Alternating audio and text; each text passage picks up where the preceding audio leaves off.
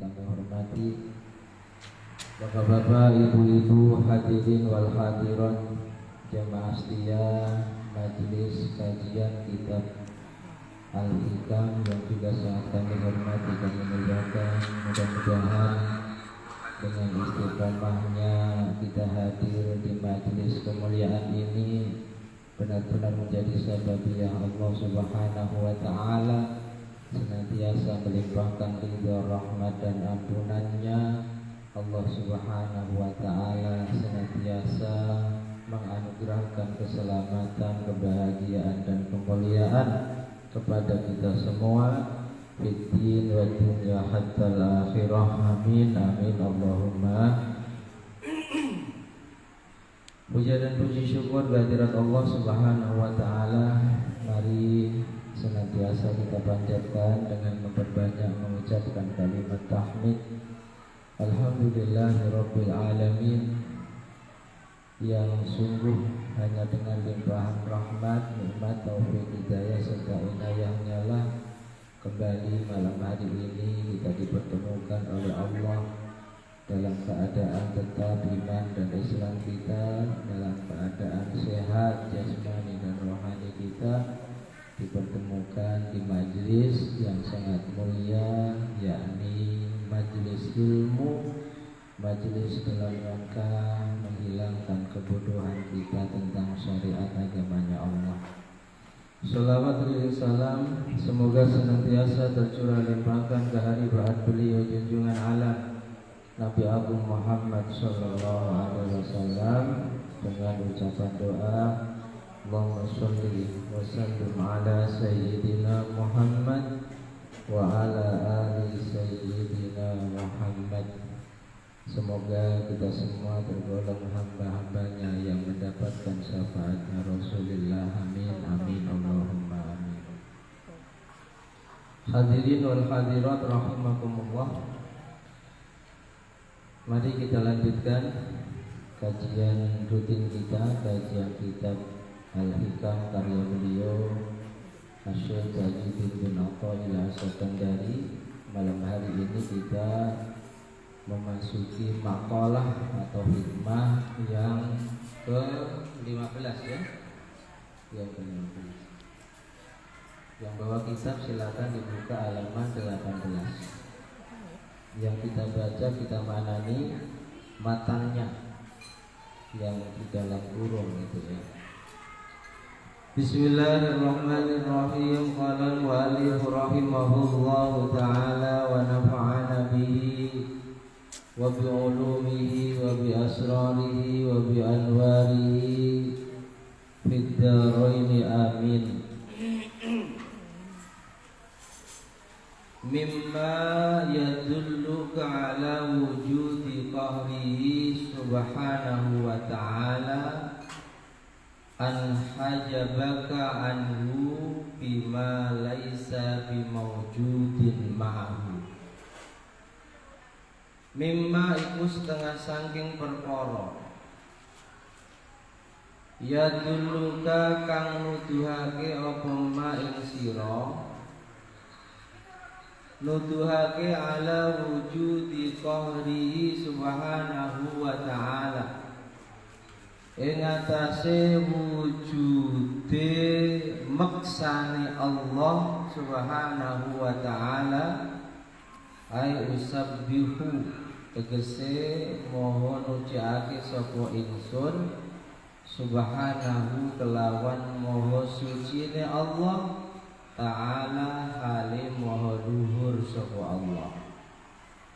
Mimma yadulluka khabar muqaddam, mubtada muakhirnya an hajabaka, utawi yen to ngaling-alingi sapa Allah ing sira anhu anggoh saking Allah, ngaling-alingi bima kelawan perkara laisa kang ora ana apa ma ora ana iku bimaujudin den wujudake ma'ahu sartane Allah. Beliau Asy-Syaikh Ibnu Athaillah Sakandari dalam makalah yang ke-15 ini menasihati kita semua.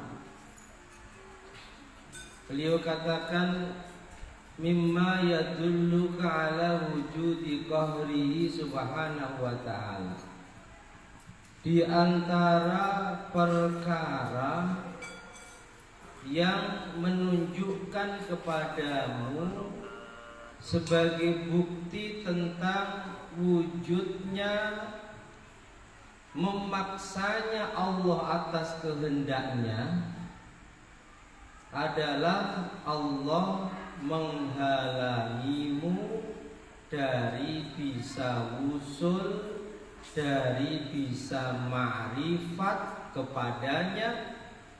Allah menghalangi kita semua dari bisa usul kepadanya bima laisa bimaujudin ma'ahu, dengan perkara yang tidak ada bersama Allah.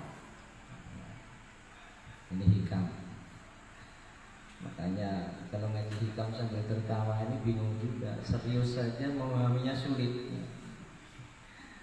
Kalau ada ngaji hikam sambil tertawa, nah itu hebat berarti. Kita yang serius terkadang bingung. Artinya apa? Beliau Syekh Athaillah Ibnu Sakandari itu menjelaskan kepada kita bahwa di antara pembuktian bahwa Allah itu Maha Qahhar. Allah Maha Qahhar. Apa Maha Qahhar? Allah Maha memaksa kehendaknya. Ketika Allah berkehendak melakukan sesuatu, pasti kehendaknya itu harus terjadi dan tidak ada satupun yang bisa menghalanginya. Itu arti Qahhar. Kurang lebih sama dengan Jabbar. Allah Maha Murbawaseso, Allah Maha Adil, Allah tidak ada rasa sayang. Dan sifat Qahhar, Jabbar ini Allah tampilkan kelak setelah hari kiamat. Sebelum hari kiamat yang Allah tampilkan sifat Rahman dan Rahimnya. Sehingga sebab sifat Rahman dan Rahimnya inilah musuh-musuh Allah tetap dihidupkan, tetap dikasih nafas, tetap dikasih sehat. Orang-orang yang ingkar menyekutukan Allah tetap dikasih rizki. Bahkan terkadang rizki mereka lebih lapang dan luas dibanding orang-orang yang beriman. Sebab penampilan Allah di dunia sebelum hari kiamat itu rahmat. Tapi kelak setelah hari kiamat Allah menampilkan sifat Qahhar dan Jabbarnya. Allah tidak ada lagi kasihan kepada mereka yang tidak beriman. Kalau di dunia, meskipun dia tidak beriman kepada Allah, nangis-nangis, semisal sakit minta disembuhkan, banyak hutang minta dilunasi, Allah sembuhkan penyakitnya, Allah kasih sayangi mereka. Tapi kelak setelah dibangkitkannya manusia dari alam kematiannya, Allah tampilkan sifat tegasnya, Jabbar, Murbawasesonya. Kalau buruk, buruk. Kalau baik, baik. Kalau memang tidak beriman, tidak ada rasa kasih sayangnya Allah. Sehingga di saat mereka nanti antara yang beriman dan tidak beriman punya kelompok sendiri, kok ada sebagian orang yang dulu di dunianya sampai matinya ingkar pada Allah, menyekutukan Allah, ikut kegerombolan orang-orang yang beriman, yang mereka akan digiring menuju surganya Allah. Tegas Allah katakan kepada mereka, wamtazul yauma ayyuhal mujrimun. Murbawasisa, kamu kafir sana, jangan ikut-ikutan sini. Wamtazul, hei, bisa kamu, bisa kalian di hari ini ayyuhal mujrimun, para pendosa. Gak bisa seperti di dunia. Meskipun ingkar kepada Allah, kumpul dengan orang-orang yang beriman dan soleh. Itu arti Allah bersifat qahhar, memaksakan kehendaknya, dan tidak ada seorang pun, makhluk pun, sesuatu pun yang bisa menghalangi ketika Allah berkehendak melakukan sesuatu. Dan di antara bukti qahharnya Allah, di antara bukti qahharnya Allah adalah Allah mampu menghalangi hati kita dari wusul kepadanya. Padahal makalah sebelumnya Allah tegaskan al-kaunu kulluhu dzulmah. Wujud alam semesta ini adalah tidak ada, bagaikan sesuatu yang gelap gulita, tidak nampak. Qad anarahu duhurul haq. Dia nampak, kita manusia nampak rembulan, nampak gunung. Ini sebab dinampakkan oleh Allah yang maha hak. Sehingga selain Allah tidak ada. Yang ada hanya Allah. Selainnya diadakan oleh zat yang ada, dan Allah zat yang ada ini ada sebelum sesuatu itu ada. Al-Haq.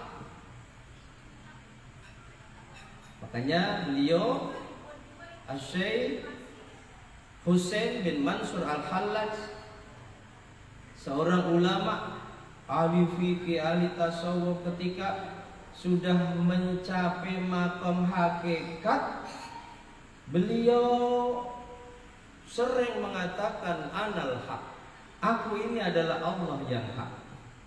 Sebab hakikatnya gak ada, yang ada hanya Allah.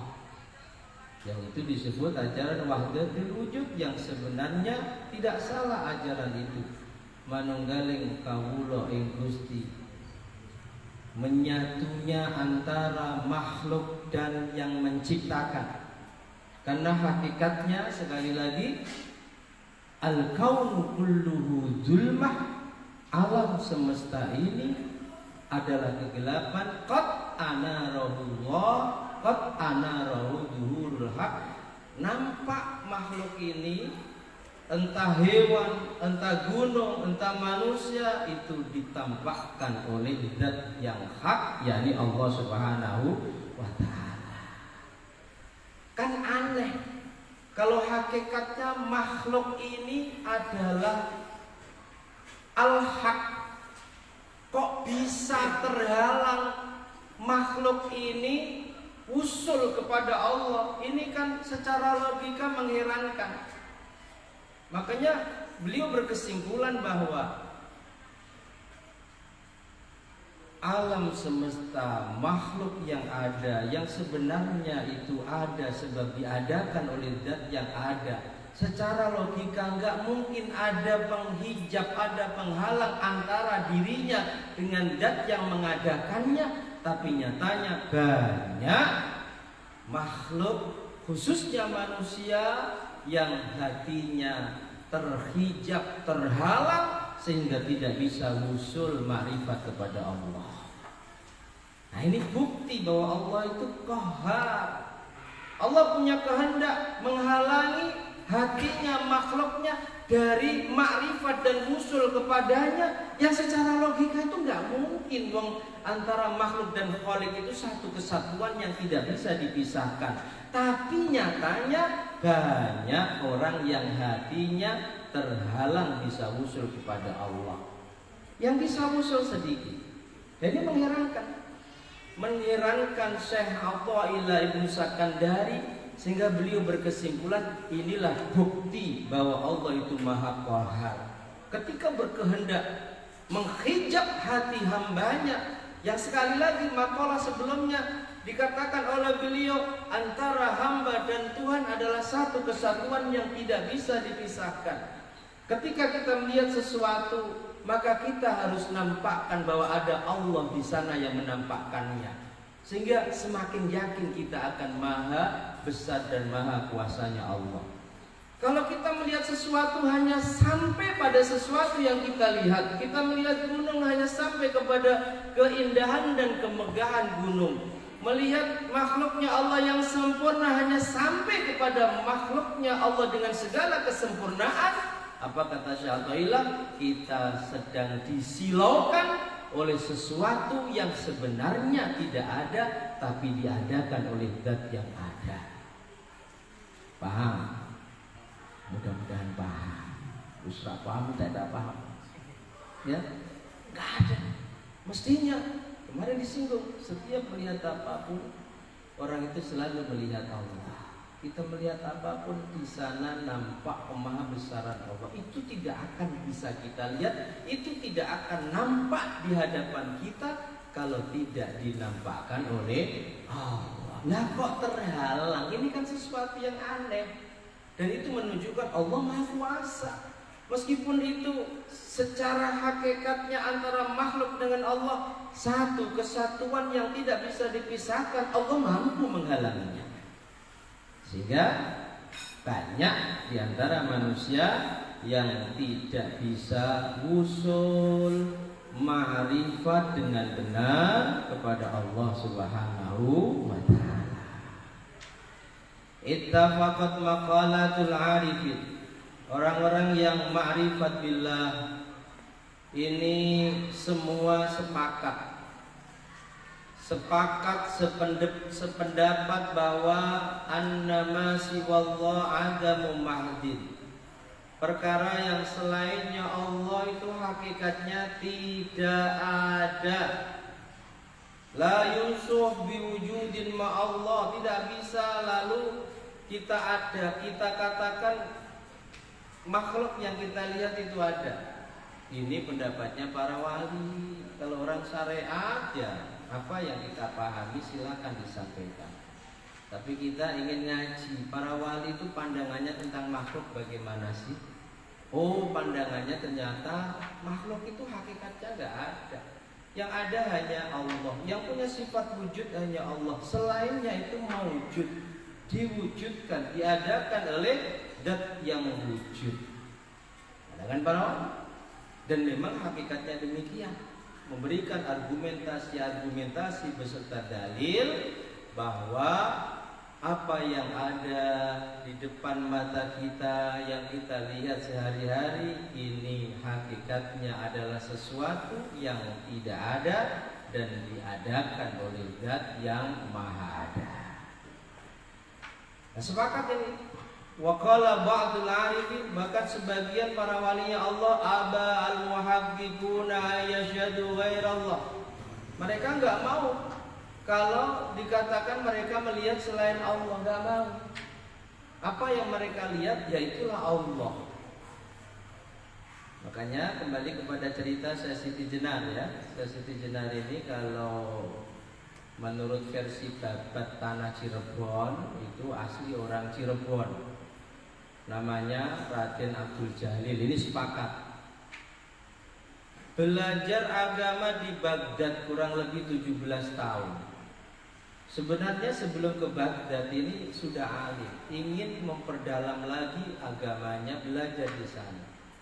Akhirnya belajarlah ajaran wahdatil wujud yang waktu itu di Baghdad sedang dipopulerkan oleh seorang ulama yang akhirnya mati di tiang gantungan yang bernama Husain bin Mansur al-Hallaj. Yang sekali lagi bagi para kekasihnya Allah sebenarnya paham wahdatil wujud yang diajarkan oleh Husain bin Mansur al-Hallaj ini bagi para walinya Allah bukan ajaran yang sesat. Karena memang hakikatnya antara Allah dan yang diciptakan itu satu kesatuan yang tidak bisa dipisahkan. Sehingga Syekh Abdul Qadir Al-Jilani dalam manaqibnya berkomentar, andaikan saya hidup berjumpa dengan Husain bin Mansur al-Hallaj yang dianggap sesat ajarannya sehingga mati di tiang gantungan digantung oleh penguasa, andaikan saya jumpa dengannya, saya akan ambil ilmunya tentang ajaran wahdatul wujud. Karena sekali lagi wahdatul wujud bukan ajaran yang salah. Cuma ketika itu disampaikan kepada orang awam yang ibarat otaknya itu sebuah bejana, dikasih sesuatu yang besar gak muat, ini bahaya. Sebab akhirnya apa? Akhirnya mengaku menjadi Tuhan. Masih ingat dialognya Siti Jenar ketika dipanggil oleh para wali untuk disidang? Disidangnya di mana? Di Demak.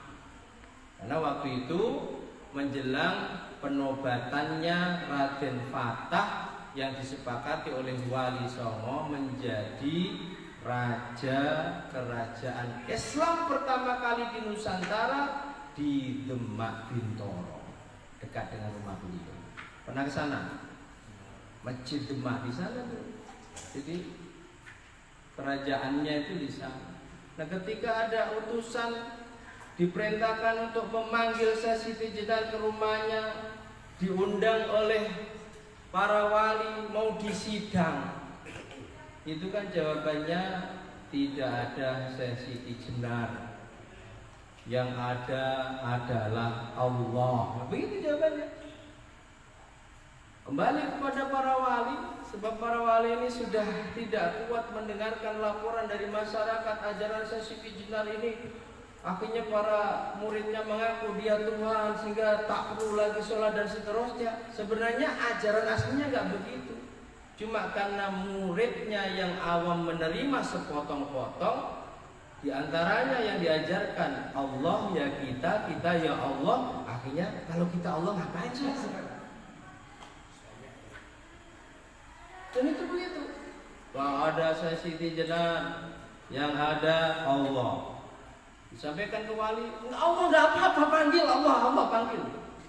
Akhirnya cerita diputuskan untuk di wafi riwayatin dipenggal, wafi riwayatin dikembalikan ke Baghdad. Wallahu a'lam.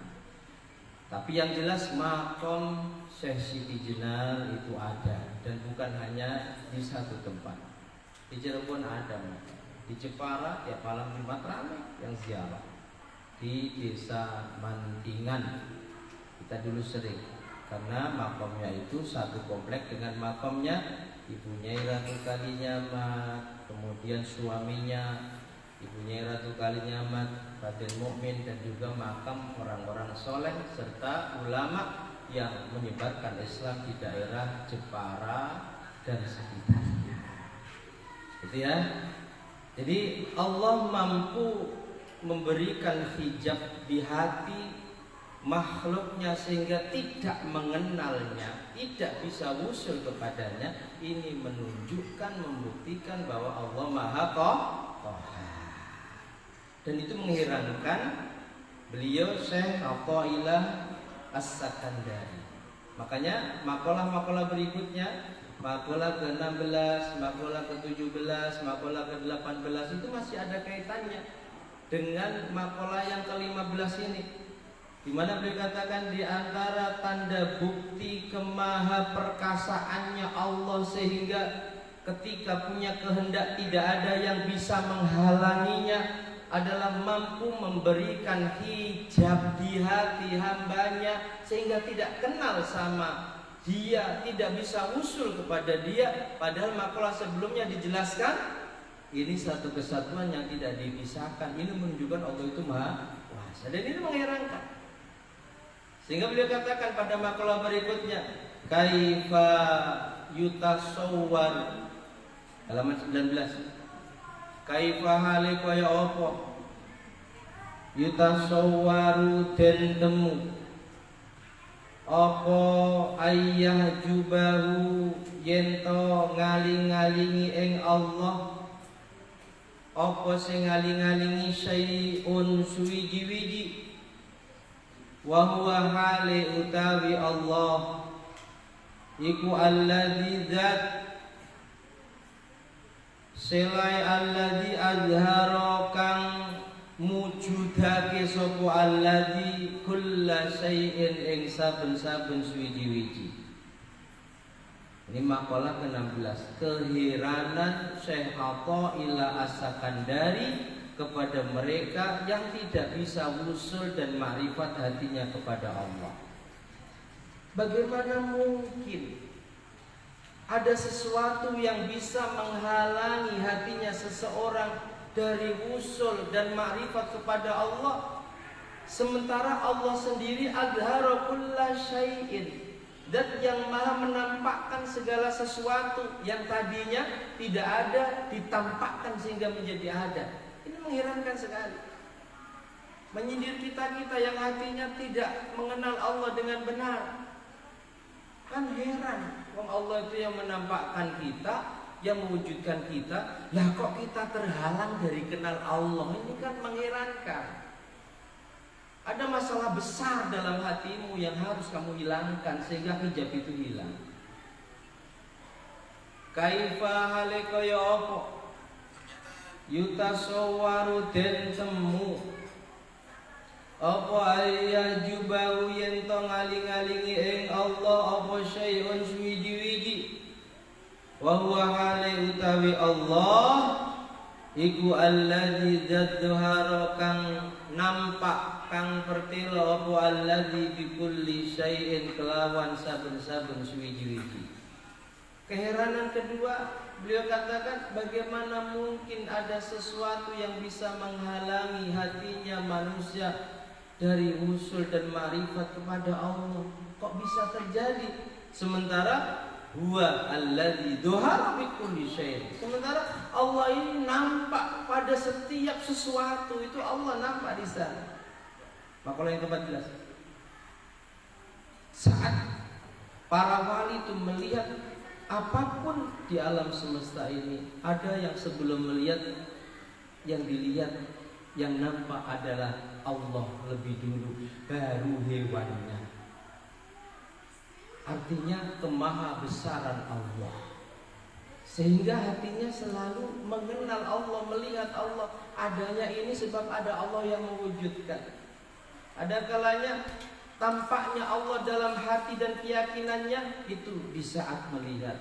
Ada kalanya di saat melihat belum, setelah melihat ada penampakan dalam hatinya, keyakinan dalam hatinya bahwa yang dilihat itu adalah hakikatnya ditampakkan oleh Allah dan tidak ada.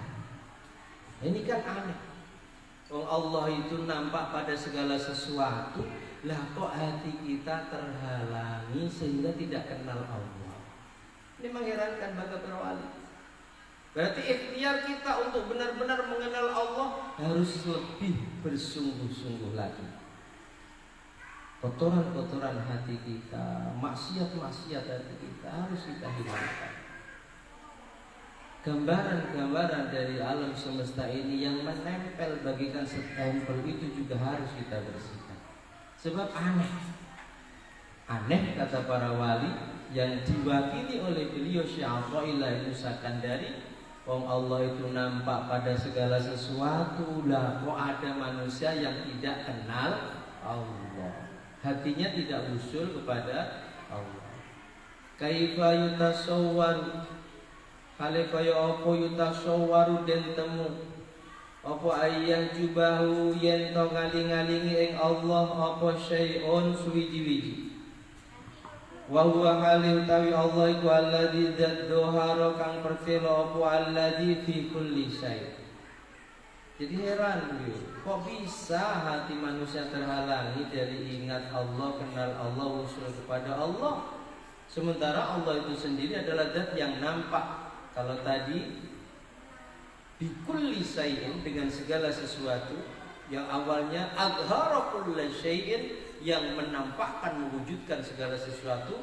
Yang ketiga ini nampak pada segala sesuatu. Ini mengherankan. Wa kaifa yutasawwaru ayyajubahu syai'un, dan bagaimana mungkin bisa terjadi, mengherankan sekali orang hatinya terhijab sehingga enggak kenal Allah, enggak usul kepada Allah.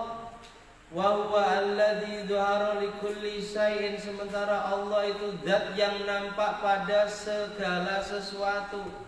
Apa yang nampak di hadapan kita, ada Allah di sana. Dalam arti Allah yang mewujudkannya. Kok kita nggak kenal Allah? Ini kan keterlaluan. Harus dihilangkan perkara yang menyebabkan kita nggak bisa mengenal Allah dengan benar.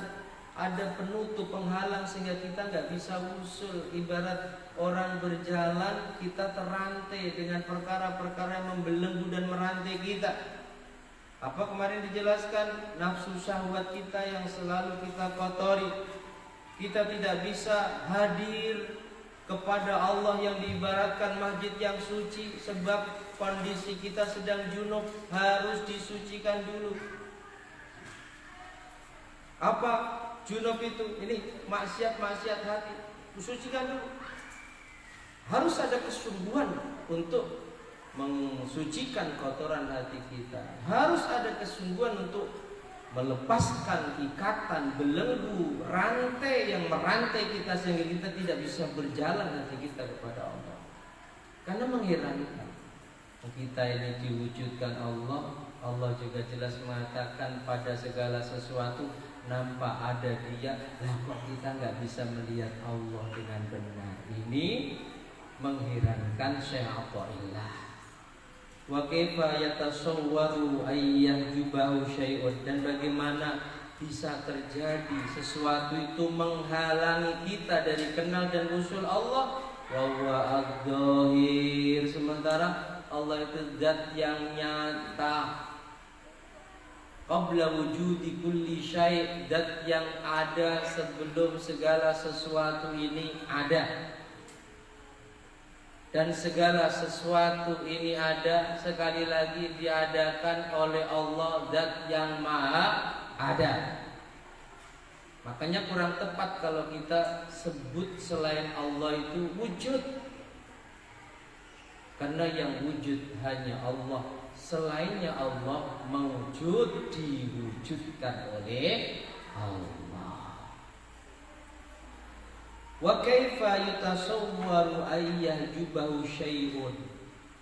Sungguh sangat mengherankan, kata Syekh Athaillah Sakandari, kalau ada sesuatu yang menghijab, menghalangi sehingga hati kita tidak kenal Allah, tidak usul kepada Allah.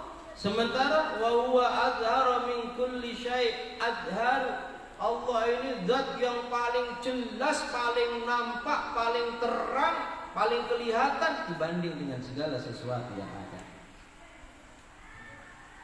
Wa kaifa yutasawwaru ayyahjubahu syai'un wa huwa al-wahid alladzi laisa ma'ahu syai'un. Dan sungguh sangat mengherankan bagaimana seseorang bisa terhijab hatinya dari ma'rifat dan usul kepada Allah, sementara Dialah Allah itu zat yang maha satu, wahid, ahad, alladzi laisa ma'ahu syai'un, sendirian, tak ada sesuatu yang bersamanya hakikatnya.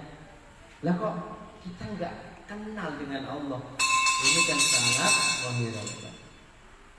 Kaifa yutasawwaru ayyahjubahu syai'un, dan juga sangat mengherankan bagaimana bisa terjadi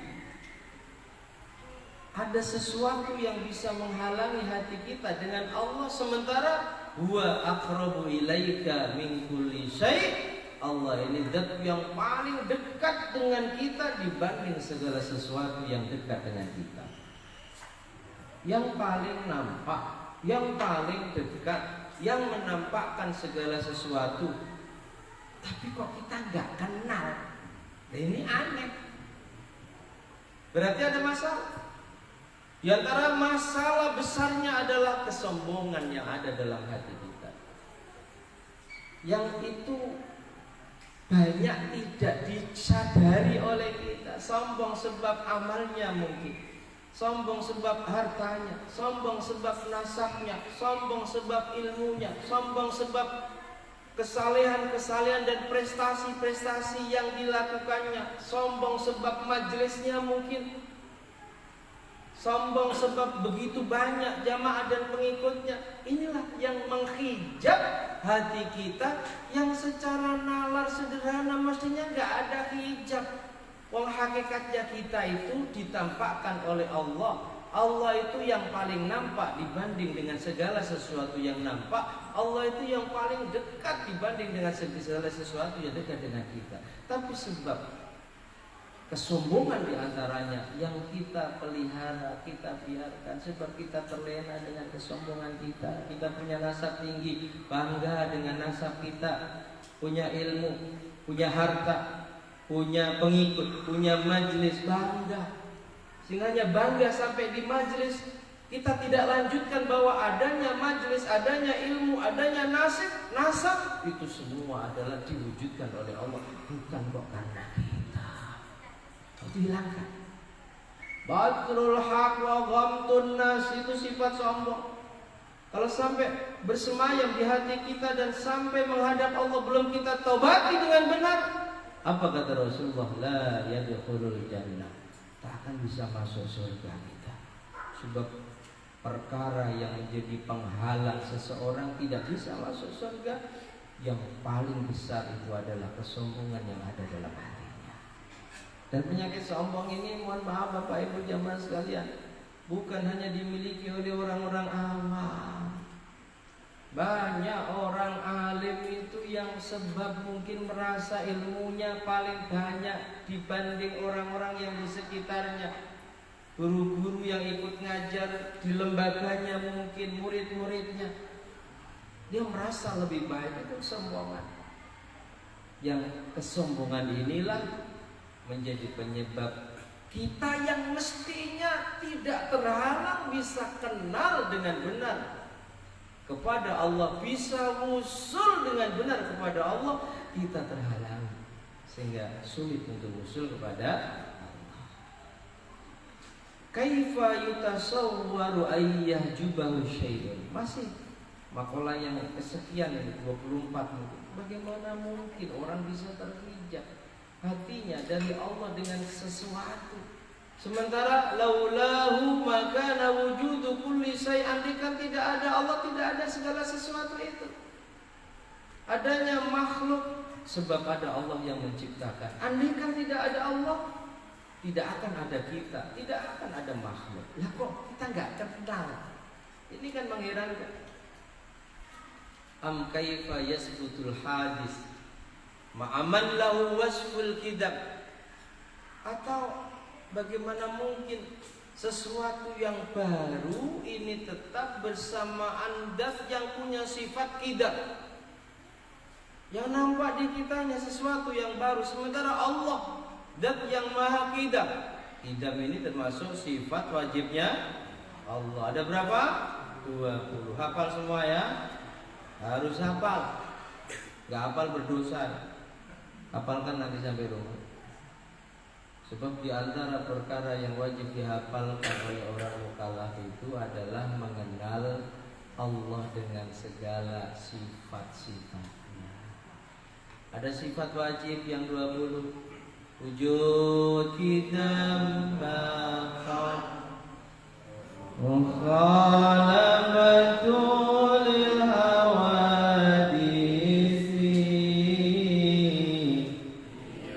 yamu binafsihi wadaniyah qudra irada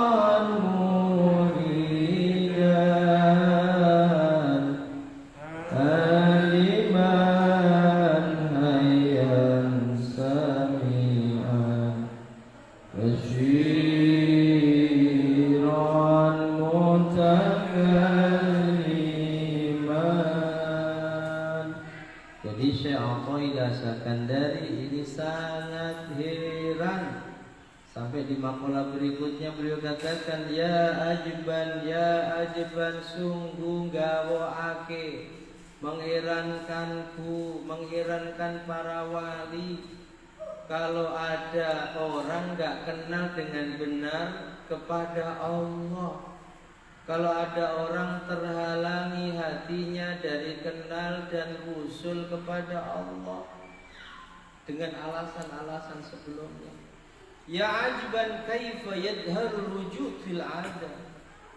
Disindir oleh beliau, bagaimana mungkin nampak sesuatu yang wujud dalam ketiadaan.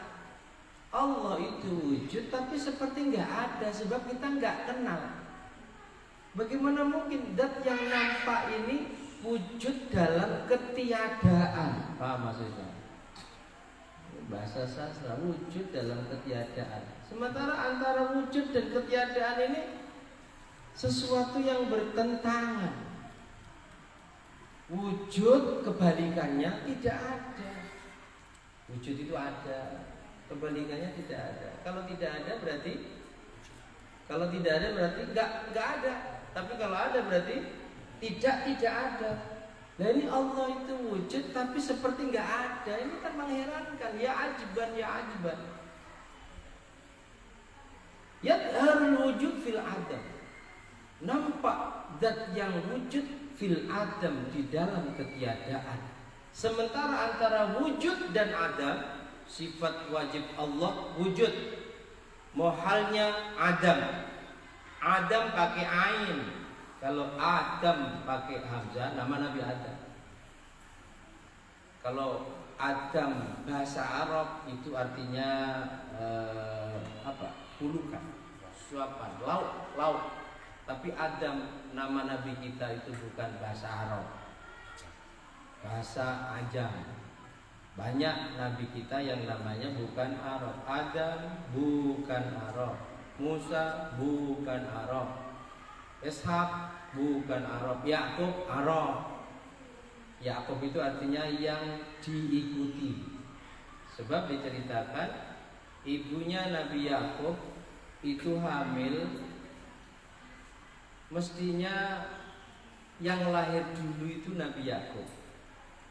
Tapi adiknya nggak mau, kembarannya dalam rahim itu. Saya harus dulu bang, kalau sampai abang dulu yang lahir, ibu mati nanti. Akhirnya ngalah. Makanya disebut Yakub, sebab manusia yang lahirnya setelah ada yang lahir lebih dulu.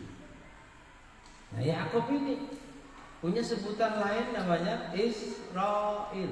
Israel bukan bahasa Arab, tapi Israel bahasa Ibrani yang artinya Isra itu abdun, hamba, il itu Allah. Israel.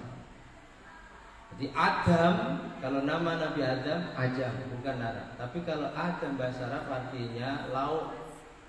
Kalau Adam pakai ain, kebalikan dari wujud, tidak ada.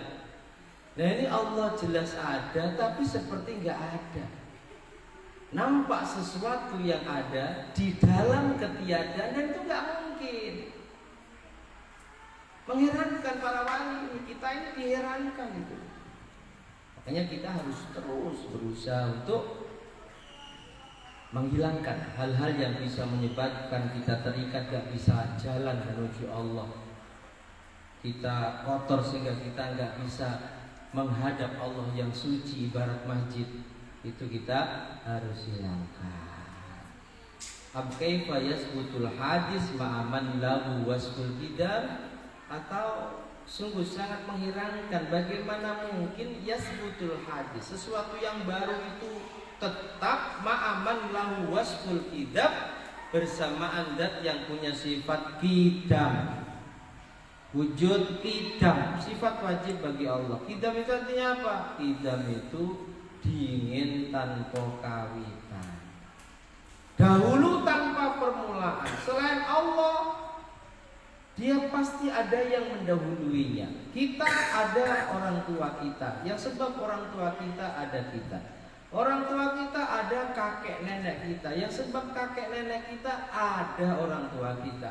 Kakek nenek kita ada orang tuanya. Terus, tapi Allah ada dan tidak ada permulaannya. Selain Allah pasti ada permulaan. Nah itu sifat kita, dahulu tanpa permulaan, wajib bagi Allah. Selain Allah, hadis, sesuatu yang baru. Karena sesuatu yang baru ada permulaannya. Siapa yang nggak ada permulaannya dari makhluk? Ada. Nabi Adam ada sebelum Nabi Adam. Allah yang menciptakannya dan seterusnya. Jadi ini keheranan para kekasihnya Allah, di antaranya beliau Syekh Ibnu Athaillah Sakandari, dan keheranannya itu diungkapkan dalam karyanya. Heran pada kita-kita ini. Yang jelas kita itu tahu kok bahwa hakikatnya yang nampak ini semua Allah. Yang paling dekat dengan kita Allah. Yang nampak di hadapan kita ini meskipun dohirnya makhluk, hakikatnya Allah. Kok kita nggak kenal Allah? Ini kan heran. Paham maksudnya ya? Nggak kenal Allah kan heran. Kok terhijab? Ini kan mengherankan. Ajuban. Sampai ada yang wujud seperti tidak wujud. Bahasanya Syaikhullah apa? Ya ajiban kaifa yadharul wujud fil adam. Aneh sekali. Kalau jelas nampak ada zat yang ada dalam ketiadaan, itu aneh. Dua perkara yang bertentangan gak mungkin ada dalam ketiadaan, itu gak mungkin. Aneh. Dan kita tersindir. Sehingga kita berusaha mempelajari dengan benar apa sih yang menyebabkan hati kita terhalang sehingga gak bisa kenal usul kepada Allah itu apa. Dan kita berusaha menghilangkannya. Di antaranya tadi kesombongan yang ada dalam hati kita. Sombong itu apa? Batrul haq wa ghamtul nas. Merasa lebih baik daripada manusia lain. Mungkin itu tadi. Kita sombong sebab harta kita, kita sombong sebab pengikut kita sombong sebab majelis kita sombong sebab kesalahan kita. Hati-hati, itu penyakit. Dan banyak orang yang tertipu dengan ibadahnya, tertipu dengan ilmunya, ketika dia terlena dengan pujian orang-orang di sekitarnya. Hanya ada ulama kita di tasawuf itu yang punya karangan khusus menceritakan tentang orang-orang yang magrur, tertipu dengan amalnya.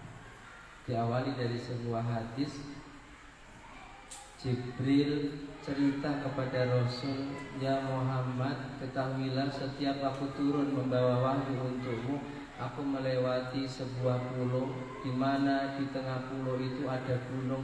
Di sana ada hamba Allah ibadah 500 tahun tanpa berhenti, kebutuhannya dicukupi oleh Allah. Di kaki gunung ada air yang sangat jernih, digunakan untuk kebutuhan minumnya. Ada pohon yang selalu berbuah. Terkadang kalau pengen daging, muncul daging dari sela-sela giginya. 500 tahun beribadah di sana wahai Muhammad, tapi dalam pandanganku, kata Jibril, kelak di hari kiamat orang itu ditanya oleh Allah, "Fulan, kamu ini mau aku masukkan surga. Kamu masuk surga itu sebab rahmatku apa sebab amalmu?" "Oh, sebab amalku ya Rabb. 500 tahun aku beribadah kepadamu tanpa berhenti. Sebab amalku apa sebab rahmatku? Sebab amalku." Lalu Allah memerintahkan kepada hamba itu tadi, kata Jibril, cerita kepada Rasulullah, untuk menghitung nikmat mata. Ini nikmat mata yang aku berikan padamu, fulan, coba hitung. Mulai dihitung itu.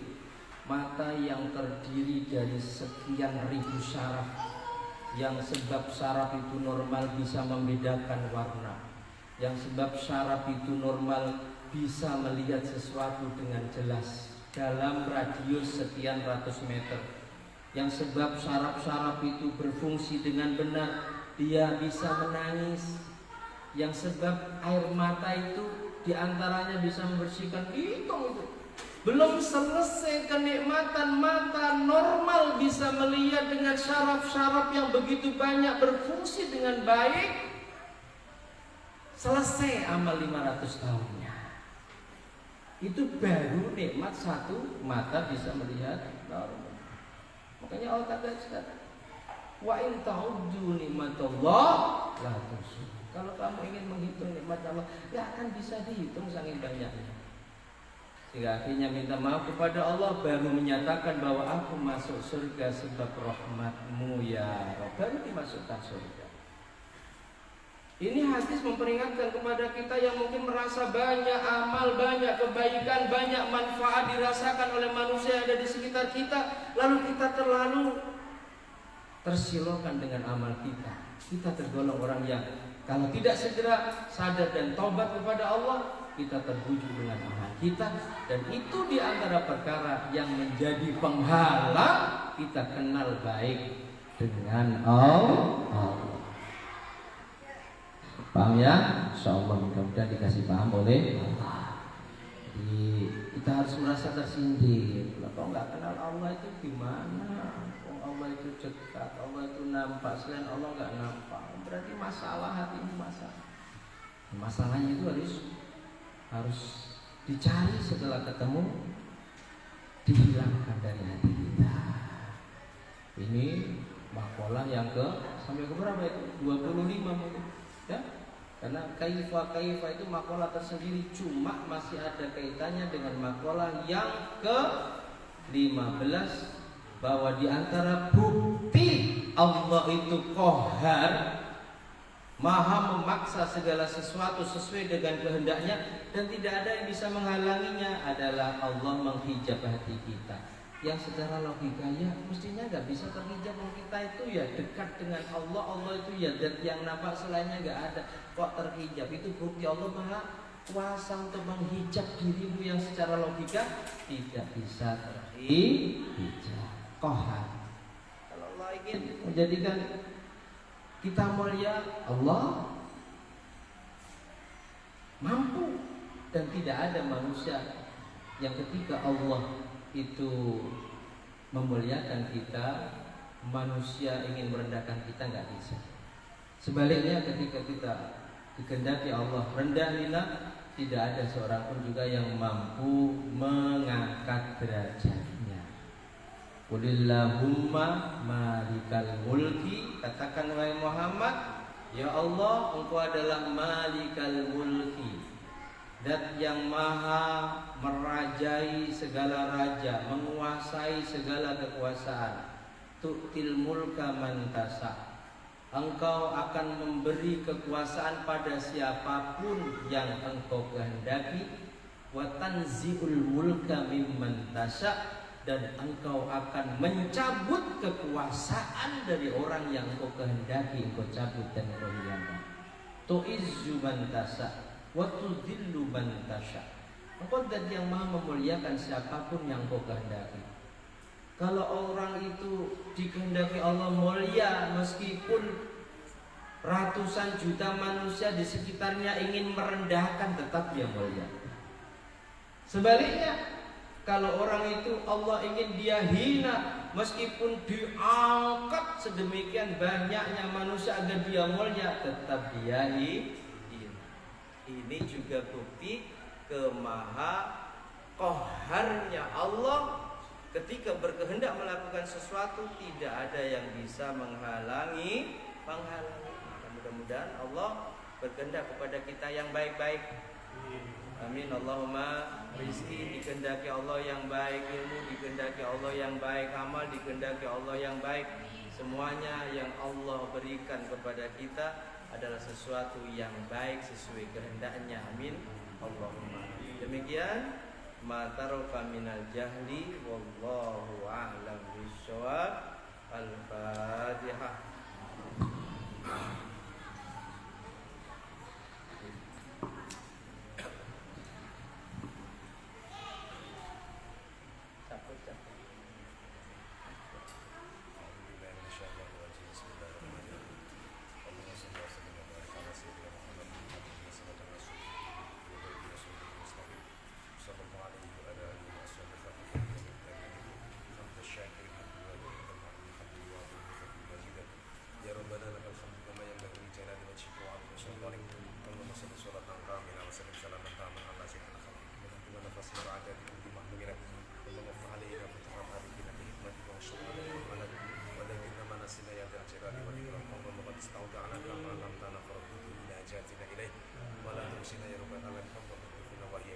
أكرمنا الله بنور العلم والشرف الفاتح أخرجنا من ظلمات الوهم والتقوى برحمتك نور قلبنا كما نورت وجهنا بل يسرنا على أمركم والصحة أجسادنا وتصور أمورنا اللهم اجعل أولادنا وتلاميذنا وجماعتنا وطلابنا من أهل العلم والخير والشهادة ومن أهل القرآن برحمتك يا أرحم الراحمين يا الله نشكو إليك يا قسوة قلوبنا ويا قسوة ذنوبنا وطول أعمالنا وفساد أعمالنا ووجوه المخالفات ونعم المستقيم بك نستنصر على فانصرنا يا الله نسألك الشفاعة ونسألك الوسيلة والفضيلة والمعونة والمحبوب الخوض والمولود والشفاعة العظمى في يوم المشهد يا الله أنزل الرحمة والمنفعة والبركة والأمان والشفاء والعافية يا الله والاستقامة يا الله والبر والاستقامة إجابة يا الله إجابة يا الله إجابة ربنا ظلمنا أنفسنا وإن لم تغفر لنا وترحمنا لنكونن من الخاسرين ربنا بارك لنا أزواجنا وذرياتنا قرة أعين واجعلنا للمتقين إماما ربنا آتنا في الدنيا حسنة وفي الآخرة حسنة وقنا عذاب النار سبحان ربك رب العزة عما يصفون والسلام على المرسلين الحمد لله رب العالمين بسر الفاتحة.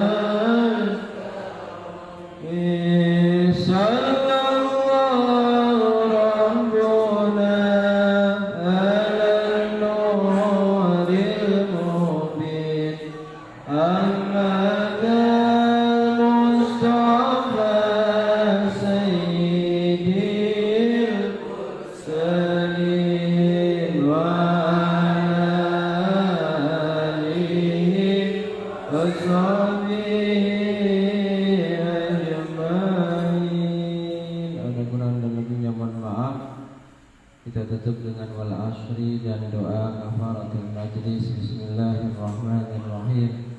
Wal asri innal insana lafi khusrin illa alladzina amanu wa amilus solihati wa tawassaw bil haqqi wa tawassaw bis sabr. Subhanakallahumma bihamdika asyhadu an la ilaha illa anta astaghfiruka wa atubu ilaik. Assalamualaikum warahmatullahi wabarakatuh.